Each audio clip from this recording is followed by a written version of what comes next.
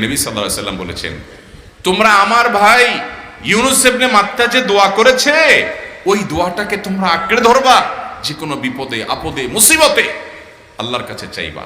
ভাইরা আমার, আমরা বিপদ আপদে পড়লে হুজুরদের কাছে চলে যায় দোয়ার জন্য, অনেকে মাজারে চলে যায়, সেখানে মানত করে, টাকা পয়সা দেয় বিপদ উদ্ধার করার জন্য। কপাল পোড়া জানে না ও কার গোলাম, ও আরশে আজিমের মালিকের গোলাম, তার সাথে ডাইরেক্ট কানেক্টেড হওয়ার সুযোগ আছে, শুধু ইউজ করলেই হয়, সুইচ দিলেই হয়। কপাল পোড়া জানে না, ডানে বামে গিয়ে নিজের আমল বরবাদ করে, ইমান বরবাদ করে, তাওহীদ নষ্ট করে। ভাইরা আমার, তাহলে যে কোনো সমস্যা ফিল করি অথবা স্বাভাবিক অবস্থাতে দোয়া ইউনুস পাঠ করব, লা ইলাহা ইল্লা আনতা সুবহানাকা ইন্নী কুনতু মিনাজ জালিমিন। দোয়া ইউনুস জানা আছে তো? লা ইলাহা ইল্লা আনতা সুবহানাকা ইন্নী কুনতু মিনাজ জালিমিন।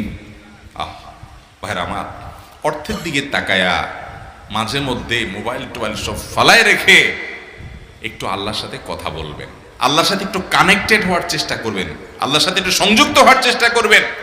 ডিসকানেক্টেড তো পুরো লাইফটা কাটাই দিলেন, একটু কানেক্টেড হওয়ার চেষ্টা করেন।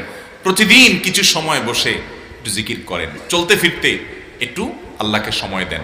আপনি উপকৃত হবেন, আপনার কল্ব জিন্দা হবে, আমল নামা সওয়াবে পরিপূর্ণ হবে। লা ইলাহা ইল্লা আনতা সুবহানাকা ইন্নী কুনতু মিনাজ জালিমিন। অর্থের দিকে তাকান, কত মর্মস্পর্শী। লা ইলাহা ইল্লা আনতা, আল্লাহ আপনি ছাড়া কোনো সত্যিকারের মাহবুদ নাই, উপাস্য নাই। সুবহানাক, আপনি পবিত্র, আমি আপনার পবিত্রতা জ্ঞাপন করছি। ইন্নী কুনতু মিনাজ জালিমিন, তবে আমি সেসব মানুষদের অন্তর্ভুক্ত যারা নিজের প্রতি নিজে জুলুম করেছে, অবিচার করেছে, অন্যায় করে আমার নিজের পায়ে নিজে কুড়াল মেরেছি বহু। অতএব আপনি আমাদের প্রতি রহম করেন। এই দোয়া পাঠ করে আপনারা সবাই জানেন আল্লাহর একজন নবী, তিনি জীবনের সবচেয়ে কঠিন পরিস্থিতির মুখোমুখি হয়ে এমন বিপদে পড়েছেন যে বিপদ থেকে উদ্ধারের কোনো পথ ছিল না।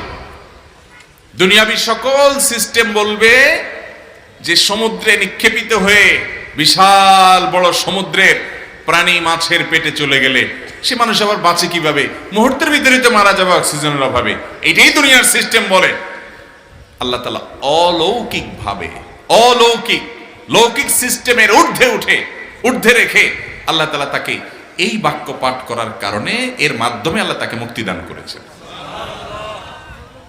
এবং আল্লাহ তাআলা এই ঘটনা কোরআনে উল্লেখ করার পর একটা সুসংবাদ বলছেন আমাদের সবার জন্য, বিরাট বড় আনন্দের সংবাদ। আল্লাহ বলেছেন, ওয়াকাযালিকা নুনজিল মুমিনিন। এই বাক্য পাঠ করার পর ইউনুস আলাইহিস সালামকে শুধু রক্ষা করেছেন আল্লাহ, তাই নয়, আল্লাহ বলেছেন একইভাবে তাকে যেরকম রক্ষা করেছি, এই বাক্য যদি কেউ পড়ার মতো পড়ে, হক আদায় করে পড়ে, মনের গভীর থেকে পড়ে, মর্ম উপলব্ধি করে পড়ে, নিয়মিত পড়ে, ওয়াকাযালিকা নুনজিল মুমিনিন, ঈমানদারদেরকে আমি রক্ষা করে দেব এইভাবে। ভাইরা আমার, দুনিয়ার মানুষের কাছে আপনি অপরাধী এটা বললে খারাপ লাগে। আপনি একটা অফিসে চাকরি করেন, দুর্নীতি করে চুরি করে ধরা পড়ছেন, বসের কাছে যায় মাফ চাইছেন, স্যার ভুল হয়ে গেছে, আর কখনো করবো না, লোভে পড়ে করে ফেলছি, বিপদে পড়ছিলাম, টাকা টানছিল স্যার, আর কোনোদিন করবো না, মাফ করে দেন স্যার, চাকরিটা রাখেন স্যার। আপনি মাফ চাইলেন, লজ্জিত হলেন, চোখের পানি ফেললেন, পাও ধরে মাফ চাইলেন, ছোট হলেন। এই ছোট হওয়ার পরে আপনার চাকরি যদি টিকেও যায়, বস যদি আপনাকে মাফ করেও দেন, তারপরেও কি আপনার কাছে ভালো লাগবে? না এত বড় একটা অঘটন ঘটলো, ছোট হলেন, সবার সামনে লজ্জিত হলেন, অনুতপ্ত হলেন, ধরা পড়লেন, মাপ চাইতে হলো, এই জন্য আপনার খারাপ লাগবে না? কিরকম খারাপ লাগবে? এত খারাপ লাগে অনেকে সহ্য করতে পারে না, গুনাহের দিকে চলে যায়, আত্মহত্যা পর্যন্ত করে ফেলে, এই বেইজ্জতি সহ্য করতে পারে না। ঠিক না ঠিক? মানুষের কাছে মাপ চাইলে, মানুষের কাছে ছোট হলে মানুষের কষ্ট হয়। অদ্ভুত!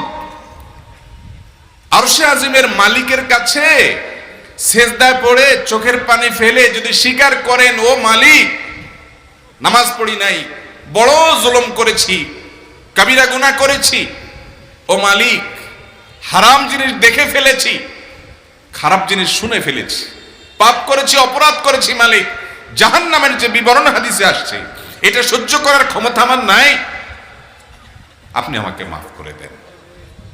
এইভাবে যদি আল্লাহর কাছে একটু চোখের পানি ফেলে দোয়া করেন, একটু দোয়া করে দেখেন, আল্লাহর শপথ করে বলছি, আপনার জীবনে সবচেয়ে আনন্দের মুহূর্ত হবে তখন যেদিন এরকম দোয়া করতে পেরেছেন, চোখের পানি ফেলতে পেরেছেন। দুনিয়ার মানুষের কাছে ছোট হলে মানুষের মনটা সংকীর্ণ হয়, ছোট হয়, মানুষ অপমান বোধ করে, খারাপ লাগে। মালিকের কাছে যদি কেউ মাপ চায়, চোখের পানি ফেলে, ইস্তেগফার করে, ছোট হয়, তাহলে তার অন্তরে আরো আনন্দ অনুভব হয়। আরশে আজিমের মালিকের শপথ করে বলছি, আল্লাহর কাছে মাটি হয়ে, ছোট হয়ে, তুচ্ছ হয়ে, অপমানিত হয়ে, ক্ষমা চেয়ে, ইস্তেগফার করে তুমি যখন লা ইলাহা ইল্লা আনতা সুবহানাকা ইন্নী কুনতু মিনাজ জালিমিন, নিজে পাপ করেছো এটা স্বীকার যখন করবে, তখন আল্লাহ তাআলা শুধু মাফ করবেন না, তোমাকে ঈমানের স্বাদ দিবেন, তুমি সাথে সাথে অন্তরে সেটা অনুভব করবা। লা ইলাহা ইল্লা আনতা সুবহানাকা ইন্নী কুনতু মিনাজ জালিমিন। নবীজি সাল্লাল্লাহু আলাইহি সাল্লাম বলেছেন, আমার ভাই ইউনূস আলাইহিস সালাম, তিনি আল্লাহর কাছে এটা পড়ে যেরকম বিপদ থেকে রক্ষা পেয়ে গেছেন, তোমরা আমার ভাই ইউনূস আলাইহিস সালামের দোয়াটা বেশি বেশি পড়বা, ওইটাকে তোমরা আঁকড়ে ধরবা, তোমাদেরকে আল্লাহ তাআলা উদ্ধার করবে। আল্লাহ কোরআনে ওয়াদা করেছেন, ওয়া কাযালিকা নুনজিল মুমিনিন, এভাবে আমি ঈমানদারদেরকে রক্ষা করব।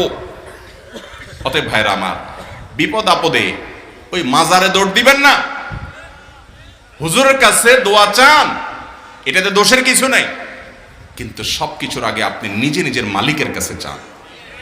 আমরা অনেকে দোয়া করি না, কেন করি না? আমরা মনে করি যাই রে, আমি এত গুনাহগার মানুষ, আমার দোয়া কবুল হবে, এই জন্য হুজুরের কাছেই শুধু যায়, যে হুজুর যদি কিছু বলে দেয়। আল্লাহর কাছে ডাইরেক্ট চাইলে যে পাওয়া যাবে, এটা অনেক মুসলমান বিশ্বাস করে না, ভালো করে জানে না। ভাইরা আমার, আল্লাহ কোরআনে বলেছেন, উদউনি আস্তাজিব লাকুম, তোমরা আমার কাছে দোয়া করো, আমি কবুল করব, ওয়াদা করেছেন আল্লাহ তাআলা। আমার রব কি ওয়াদার খেলাফ করে? আমাদের রব ওয়াদার খেলাফ করে? ইন্নাহু লা ইউখলিফুল মিআদ, তিনি ওয়াদার খেলাফ করেন না। তিনি বলেছেন তোমরা দোয়া করো, হালাল বক্ষণ থাকে, যদি হালাল উপার্জন যদি থাকে, শরীরে যদি হারাম যদি না থাকে, শর্ত আদায় করে দোয়া যদি করেন, দোয়া করে আবার হুলস্থুল যদি না করেন, তাড়াহুড়ো যদি না করেন, দোয়া করে আল্লাহর কাছে দরখাস্ত জমা দিয়ে দেন, দুরূদ পাঠ করেন, শর্ত আদায় করে দোয়া করেন, আপনি যত অপরাধী হন, যত গুনাহগার হন, যত পাপিষ্ঠ হন, আল্লাহ আপনার দোয়া কবুল করবে। আচ্ছা ভাই, আমরা যত খারাপ হই, আপনি নামাজ পড়েন না, আপনি ফিল্ম দেখেন, আপনি হারাম জিনিস দেখেন, আপনি অনেক খারাপ কাজ করেন, গালিগালাজ করেন, মানুষের হক মারেন, যত খারাপ আপনি হন, আপনি ইবলিসের চেয়ে বেশি খারাপ হতে পারবেন?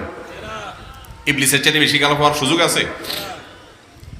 খারাপের বাপ সে, তার মতো খারাপ তো আপনি চাইলেও হইতে পারবেন না, ঠিক না ভাই? ঠিক।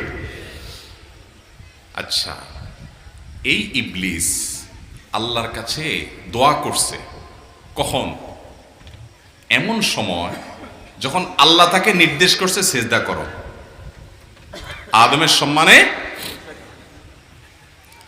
সেই নির্দেশ সে লঙ্ঘন করেছে, ডাইরেক্ট আল্লাহর সামনে সরাসরি লঙ্ঘন, সরাসরি বিদ্রোহ।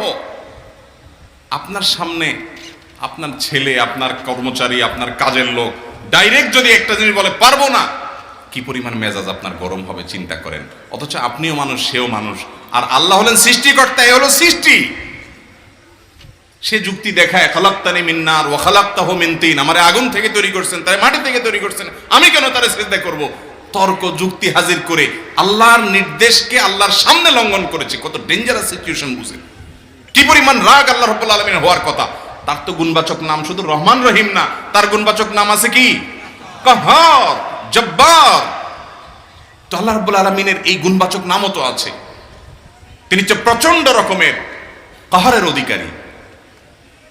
তো আল্লাহর সামনে ডাইরেক্ট তার আদেশকে লঙ্ঘন করেছে, হঠকারিতা দেখিয়েছে, অহংকার করেছে, দম্ভ দেখিয়েছে, এত বড় বেয়াদবি করেছে।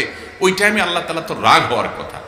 ওই রাগের সময়, ওই কঠিন সময় ইবলিস যখন আল্লাহ তাকে বললেন, যাও ফখরুজ মিনহা ফাইন্নাকা রাজিম, জান্নাত থেকে বের হও, তুমি বিতাড়িত, আল্লাহ রাগ হয়ে তাকে জান্নাত থেকে বের করে দিলেন। ভাইরা আমার, এই রকম সময় পর্যন্ত ইবলিস দোয়া করে বসছে। কি দোয়া করছে? রব্বি আনজিরনি ইলা ইয়াউমি ইউবআসুন, আল্লাহ আমাকে সুযোগ দেন, কিয়ামত পর্যন্ত হায়াতটা দেন আমারে, দোয়া করে বসছে। কিন্তু আল্লাহ তাআলা কি করছেন?